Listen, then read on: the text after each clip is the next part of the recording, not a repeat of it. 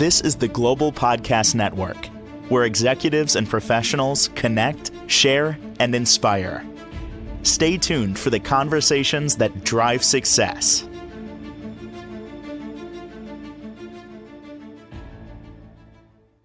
And welcome back, everybody. So today is Juneteenth, and it really doesn't matter when you're seeing this or hearing this podcast. It could be a month or whatever from now, but we're going to ride on that.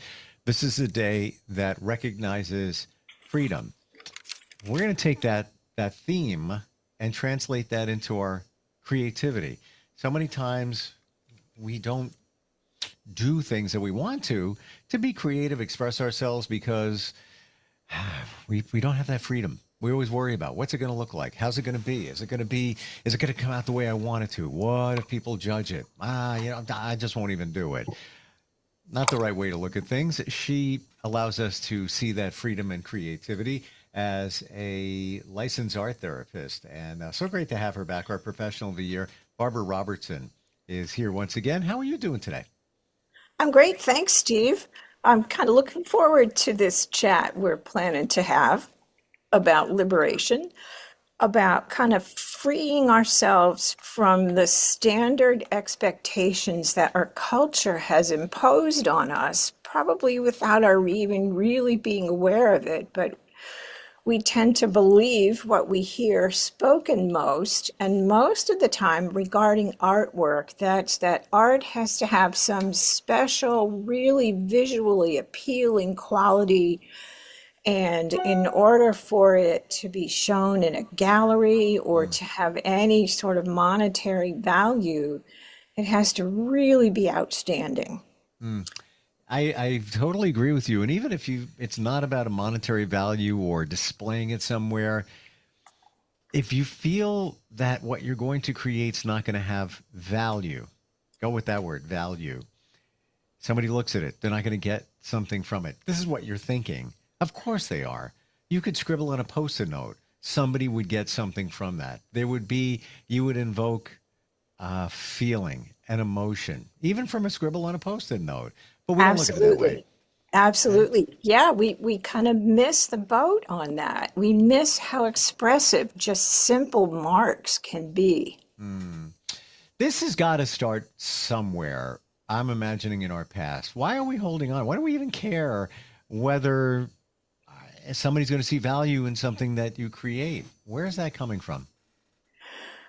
Well, I think in a way it's really coming from the energy of our inner critic, which is that sort of warning voice that we sometimes sense in our heads or in our thoughts, that is kind of trying to deter us from taking too big a risk and doing something that would be so different from what other people expected that it might actually endanger our being able to be accepted by the community that we live in, for others to feel like we're just like them.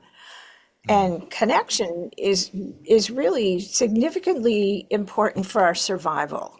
So really, you could think of it that the critic is trying to help us survive by staying connected to the people around us. But I think it gets carried away. So let's look at that for just a sec. We were wired to stay connected. Totally get that. Even back in cave people times, there was strength in numbers. So you'd always be looking for a way to stay connected. Are you suggesting, Barbara, that when somebody is considering doing something creative and then they hold back from either doing it or showing it because they're afraid they might get judged, and that would lead to the perception of a disconnection? I think so. I think, I'm guessing for the most part, but I do think there is research also, in the field of psychology that can really demonstrate how important our feeling of needing to be accepted by others is. I mean, we're mammals, which automatically means that biologically we're meant to be pack animals. We're meant to be part of a larger community. And I think that has clearly been established that we do survive at higher rates when Mm, we're in a group together. You know, we can protect each other. mm. Um, then I think creativity is thought of as bringing a unique quality to whatever it is you're creating. And in the word unique, that potentially could signal a little danger. Because if we're too unique, what that might imply is we're too different. Mm. And humans tend to find differences a little bit challenging, if Yep. not a great deal challenging. I mean, like a difference in language spoken when you meet somebody, if you can't speak the same language, it's a tricky job to communicate. I can totally see that. Well, how about the examples of creative people? I don't want to say artists. I want to leave this, wide open here, Yes. that push the envelope, that were kind of over the top in terms of their creativity, where they took that chance, and we'd be talking about them because they became famous for it. But they could have been alienated. They could have been, what is that? First one, as I'm saying this literally just popped in my mind. This goes back to around 2006. Nobody knew who she was, but she made a mark. People were like, wow, what is that? Lady Gaga. Now, Ah, good example. Great she example. she was a little different and took a chance, and then that became her persona. And then I feel she was just doing whatever she felt like she wanted to do, music, fashion, vibe, all of that. Um, but let's admit it, in the beginning, when she first emerged, along the way there, people were looking at her like she's wearing a meat suit. What the heck's that? What's going on there? Right, right. And the wild hats. And then kind of at the opposite end of that spectrum pops to mind Sinead O'Connor, Mm. who had a hairdo of no hair at all Yep. Yep. Mm. and and was just as beautiful. Yeah. And she got some flack for her religious views. And I'm not judging anything here, but that, Yep. if anything, we she gets credit for speaking her mind. And people didn't agree with her. Many did not, but that was that, and that's that. Um, but she took a chance. So many of us don't take any kind of chance for fear of judgment. Yeah, that's true. And I mean, part of what I wonder about those people who are really prepared to take that risk have somehow been able to really develop a strong belief in themselves, Mm, or at least a strong kind of sense that, doing the music and dressing up is a way of honoring the music, or presenting yourself as a very plain, frank, open individual that you feel you are is another way to honor the music. And the mm, music creates so much joy in you because you just naturally can produce it, you can create it. mm. That provides enough safety to make the risk worth it. Is there an artist? Now let's go artist, like traditional type artist, that you feel, and from any time period, that they went on a limb a little bit there. They were different, and they just went for it.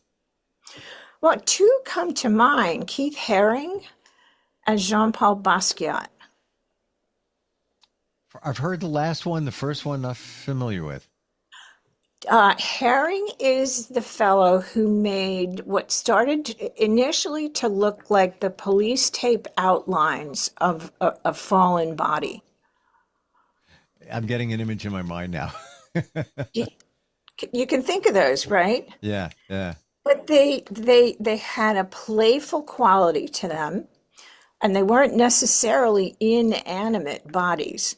If you looked at them just as they were, you could actually feel energy in the gesture that that body was representing. And I think that was kind of the creative power in his work. He just reduced it to very simple, like half-inch wide lines around an open space, but he created a whole sense of presence in that simple outline. I just brought it up on my screen, and now I know exactly who you're talking about. And with these simple figures, there was great movement in them. There was, absolutely. Yeah, they're very dynamic. Wow. So And it's if kind I, of ironic that they also look like the dead body outlines that you see on cup shows. yeah, it does. It does. And in the beginning, I would think that, and then I got past it because then you would look at the movement. Yes. And Yeah. his art has also been used on album covers. There was, what was that? A Very Special Christmas with a bunch of different artists, and it's his his illustration on the cover of that album. But yeah, he was an innovator, and everything was basically, the outline of a body on the ground. Yeah. Yeah. Different. Yeah. And yet they weren't. And I think that's kind of also something that shows up in creativity is the ability of showing something that is two things at once. How do you mean that?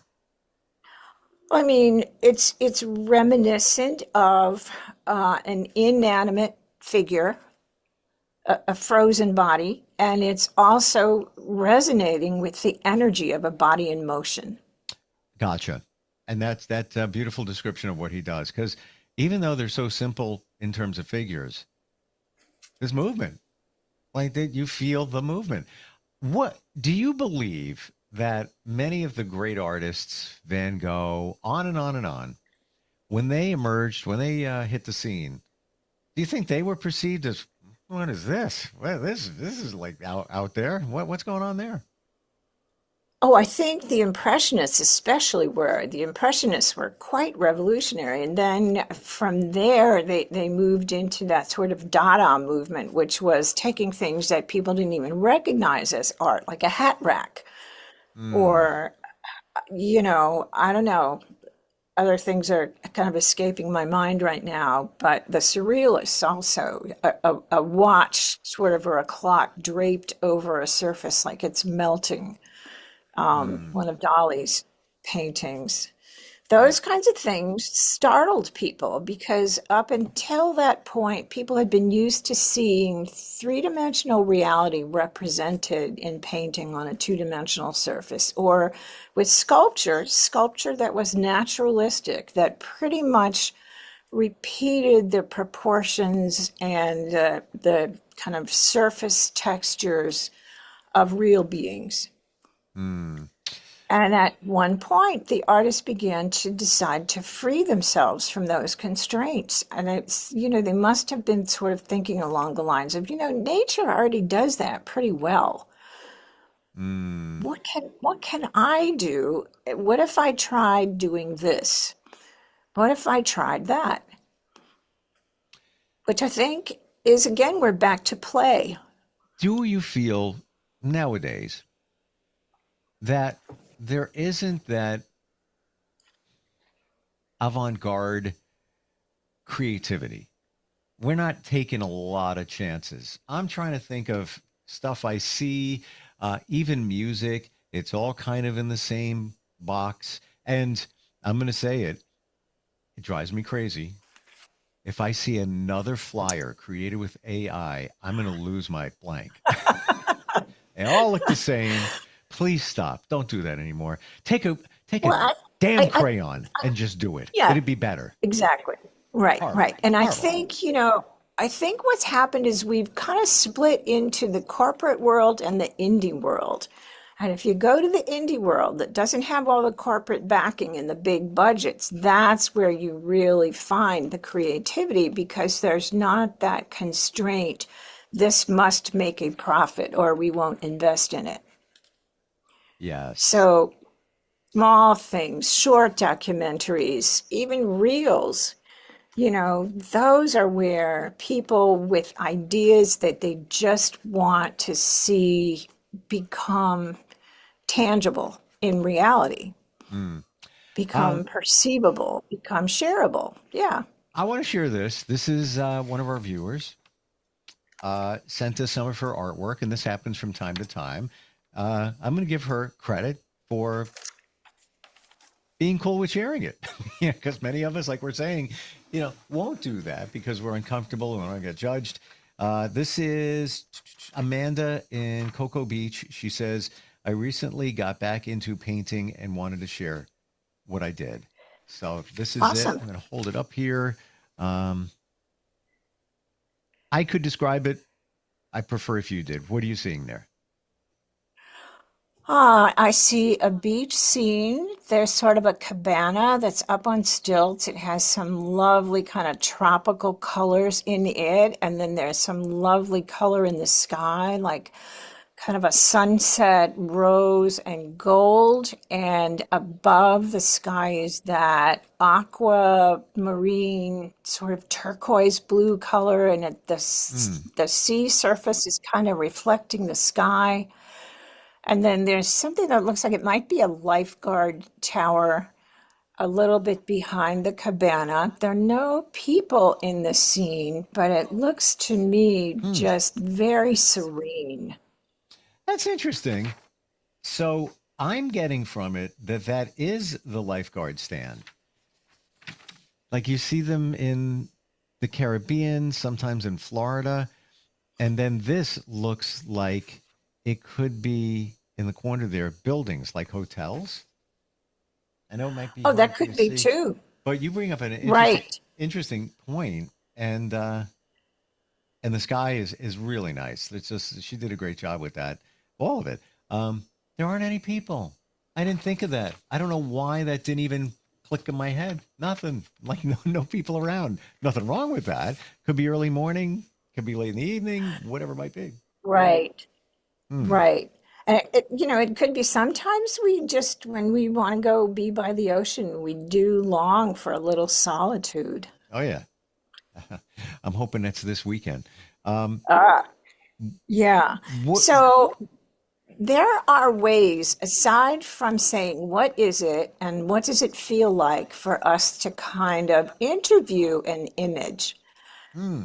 There are different ways to do it that don't have anything to do with, is it pretty or can I recognize what it looks like? So the first one is just to do a free word association. Hmm. So come up with a list of 5 words, and I'm going to ask you to write them down, Steve. And anybody listening, you're free to write them down too. And I'm going to write mine down just Okay. over the next 10 seconds, maybe.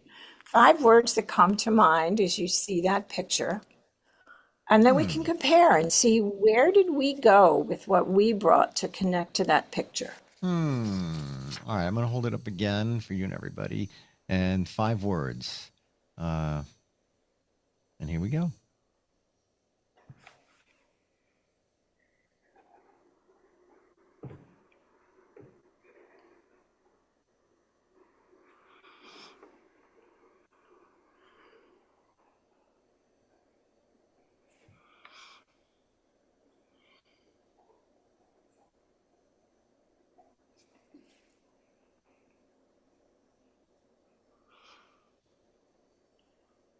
Okay, you got your Hmm. 5?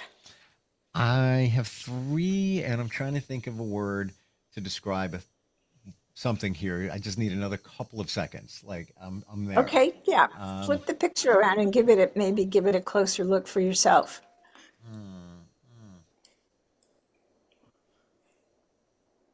hmm, okay.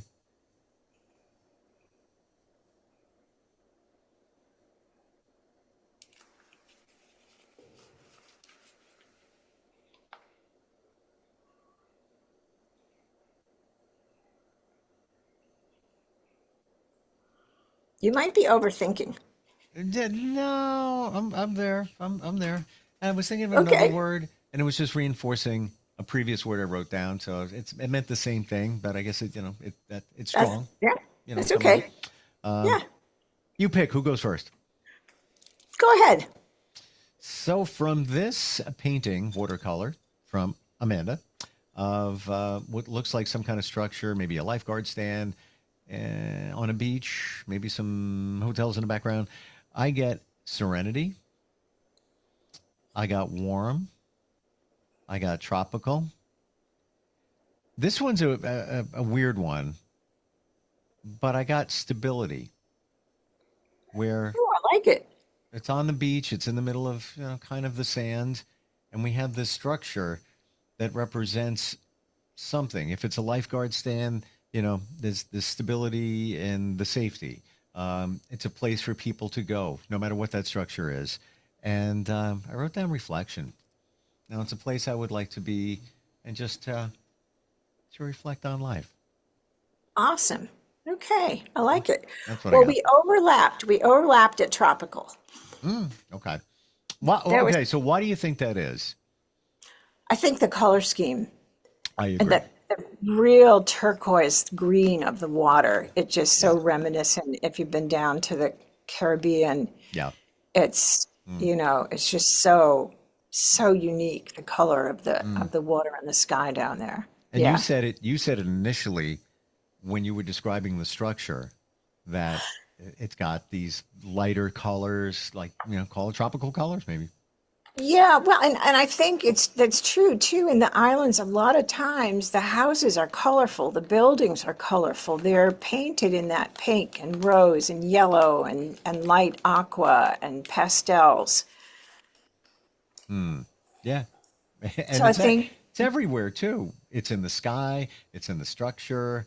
Um, yeah, it's did a great really job. pervasive. Yeah, gives it a great sort of, I think the warm is another good word because it just does create a really warm, kind of welcoming feeling when you're in a place that's so full of those soft colors.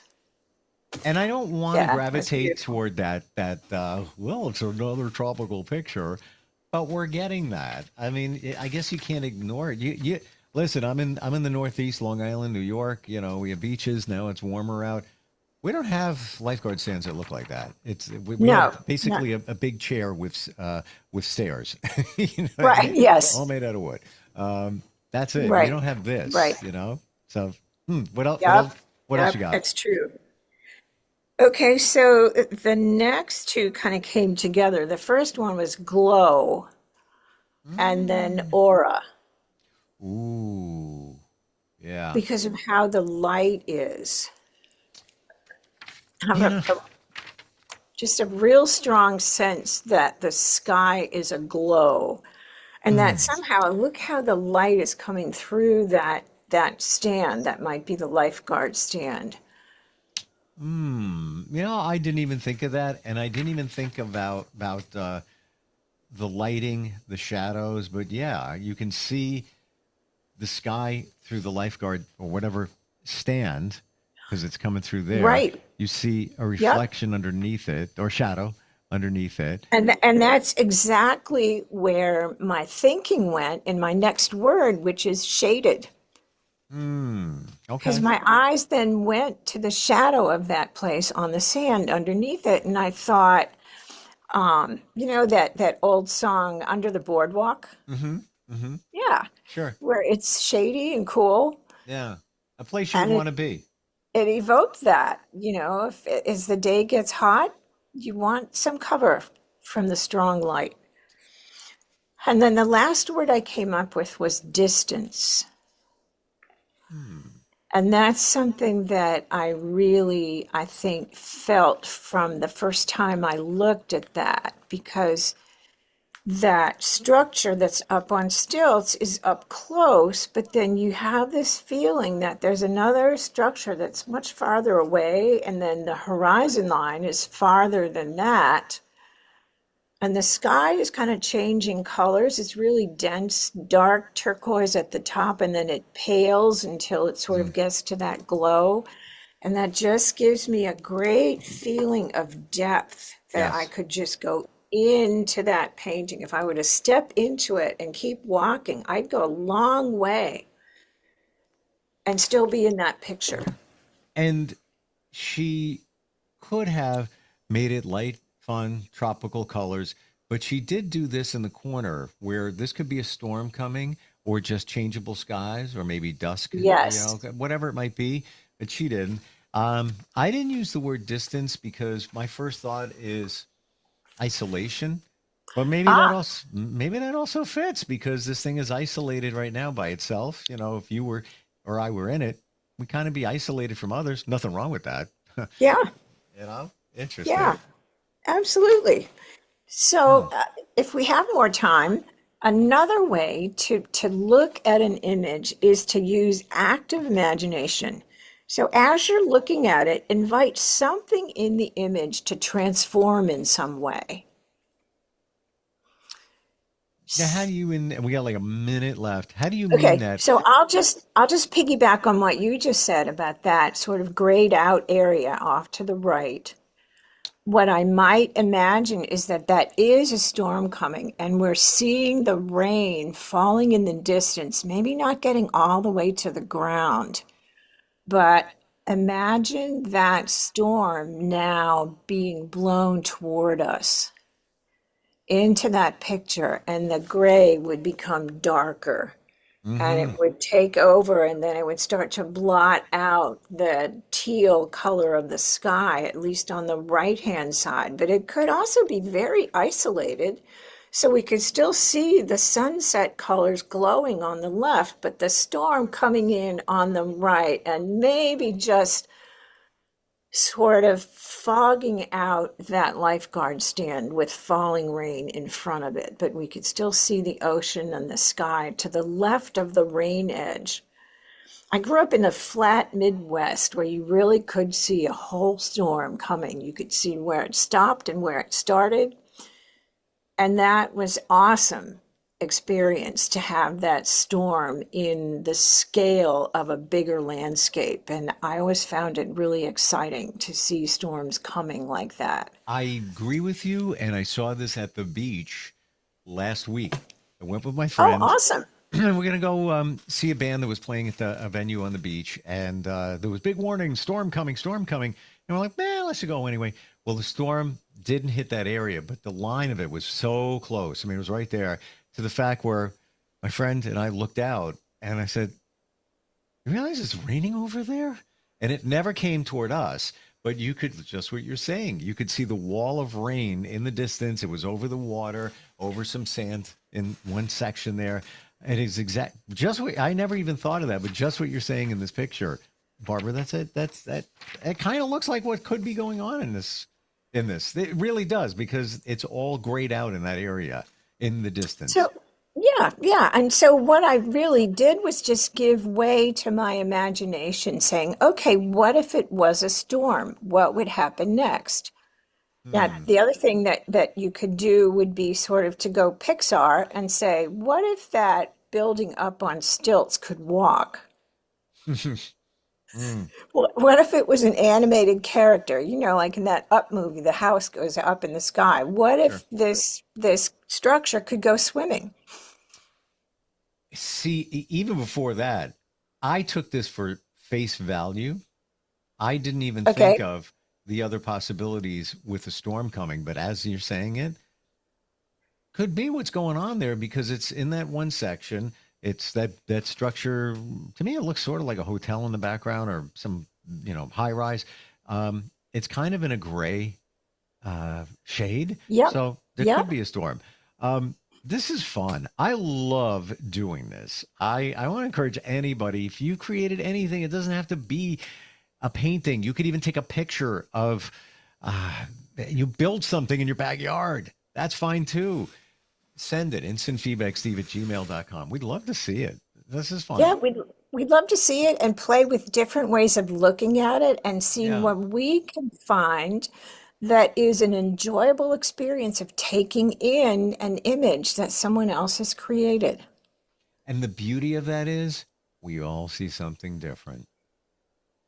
I love that. That's right. You're seeing So things so I didn't see. uniqueness, Mm, exactly. Uniqueness, it turns out, is something we all share. Another little irony or paradox there. mm. We are unique, but we share the fact that we're unique. Yes. So it's not divisive at all. It actually is like something we can celebrate in each other. And it goes both ways. Unique in our creation, unique in our viewing of something or interpretation of something. Robertson Art Therapy LLC.com. LLC.com. Thank you. Yes. This is what you do. There's so much that comes up. We don't just do something. It comes from inside. There's information. There's so much goes into everything we do, not just creativity, but I think everything we do. And it's fun to analyze it and kind of figure us out. Thank you for today. This is like even the 5 words. I honestly was waiting to hear what your 5 words were. I was like, I wonder what she's got. Yeah. I know it. It's so much fun. So I mean, this all goes into why I really believe that artwork is the heart's work. When our hearts are in it, artwork happens. Yeah. The beauty of. Thank you for today. Very fun. Appreciate it. See you next time. You got it. We'll be Thanks, right back. Steve. This is the Global Podcast Network, where executives and professionals connect, share, and inspire. Stay tuned for the conversations that drive success.